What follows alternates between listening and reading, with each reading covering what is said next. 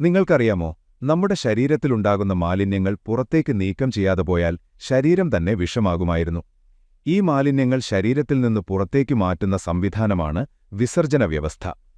ഈ വ്യവസ്ഥയിലെ പ്രധാന അവയവങ്ങൾ വൃക്കകൾ, യൂറീറ്റർ, മൂത്രാശയം, യൂറിത്ര എന്നിവയാണ്.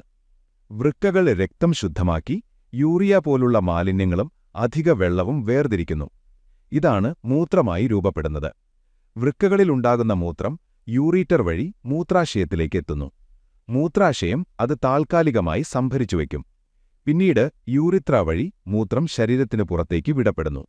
വിസർജന വ്യവസ്ഥ മാലിന്യം നീക്കം ചെയ്യുന്നതിനു പുറമെ ശരീരത്തിലെ വെള്ളത്തിന്റെ അളവ്, ഉപ്പിന്റെ അളവ്, രക്തസമ്മർദ്ദം എന്നിവയും നിയന്ത്രിക്കുന്നു. അതുകൊണ്ടാണ് ഈ വ്യവസ്ഥ ശരീരത്തിന്റെ സമതുലിതാവസ്ഥ നിലനിർത്തുന്നതിൽ വലിയ പങ്ക് വഹിക്കുന്നത്. മതിയായ വെള്ളം കുടിക്കൽ, ഉപ്പ് അമിതമായി ഒഴിവാക്കൽ, അനാവശ്യമായി മരുന്നുകൾ ഉപയോഗിക്കാതിരിക്കുക, ഇതെല്ലാം വിസർജന വ്യവസ്ഥയെ ആരോഗ്യമായി നിലനിർത്താൻ സഹായിക്കും.